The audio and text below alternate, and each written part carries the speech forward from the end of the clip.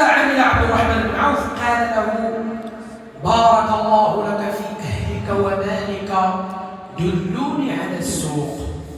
قال لي: بارك الله فيك، الله يجزيك بخير، أعطيتني، ولكن أنا هذا الخير اللي هو موجود أنا ما بغيتوش، لا، دلوني على السوق. فين كاين السوق؟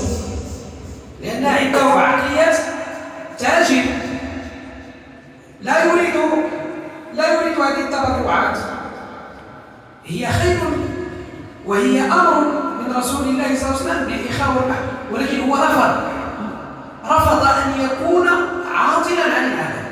انظروا إلى الصحابة، هو يريد أن يعني إذا كان هناك شخص آخر فيقول: الله، عندي الأهل، عندي المال، عندي نصيب من الجنان والحقوق، وعندي امرأة، اش غندير؟ جلس. لا، هو اللي قال لنا: بارك الله لك في أهلك ومالك، دلني على السوق.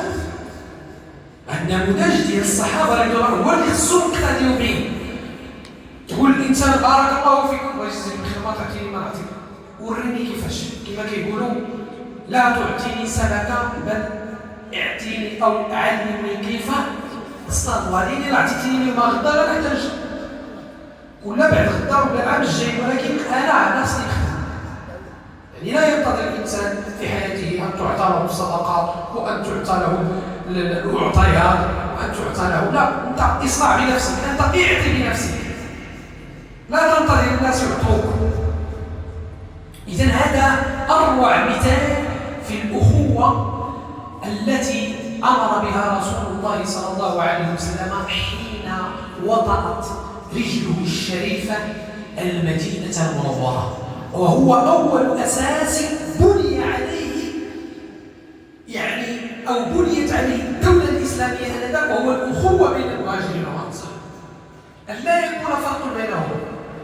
فقد جاءوا من مكة إلى المدينة لا بيت ولا مأوى، كل ذلك دار، فاستقبلوه أحسن استقبال، واقتسموا بينهم الممالك، واقتسموا بينهم الأموال، واقتسموا بينهم كل شيء عندهم. هذه ركيزة أساسية في بناء هذا المجتمع العظيم.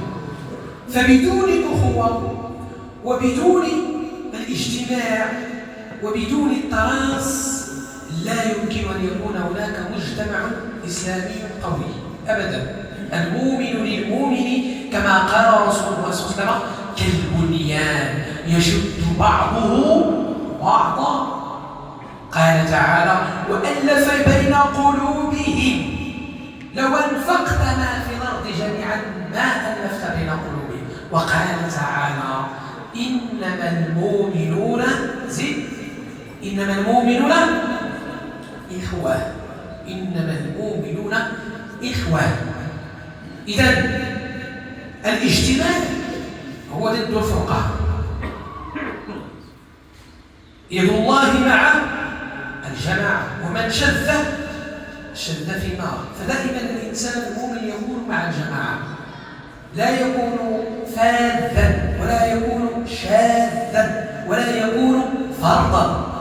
الذي عليه مصلحة المجتمع والذي عليه المصلحة العامة هذا هو الإنسان المؤمن. المتين السعيد ديما بلاد أيامز تظلمات، هذول التنص لماذا تفسد أي طمس، يعني تفسد هذول التظلمات خسرت بيت نمو الكونديس صافي كيدور. لا تشق عن الجماعة. أشكون الشقة التي سكرت؟ الشيطان هو الذي يعمله. إذا شفتي 4 ولا 5 طفل ولا واحد حاجة سير معهم. يد الله مع الجماعة وفيها البركة، ولو يكون فيها الغلط ربما تكون فيه حكمة، ربما تكون فيه لطيفة من لطائف الله سبحانه وتعالى. إذن الجماعة هي أساس هذا الكون. لا يمكن الإنسان أن يعيش واحدا مثلا في دوار أو في بيت وحده، لا أهل له لا أصدقاء ولا عائلة ولا أبدا.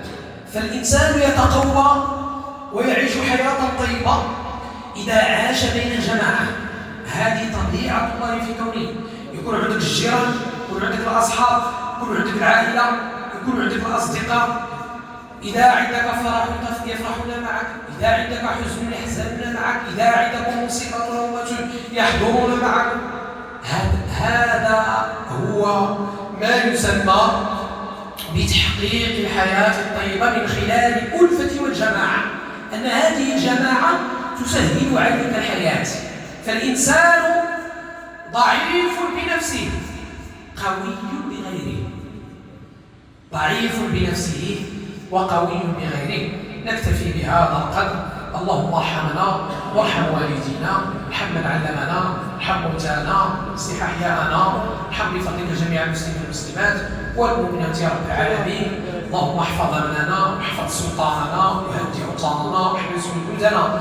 سبحان ربك رب العزه عما يصفون، سلام على المرسلين والحمد لله رب العالمين.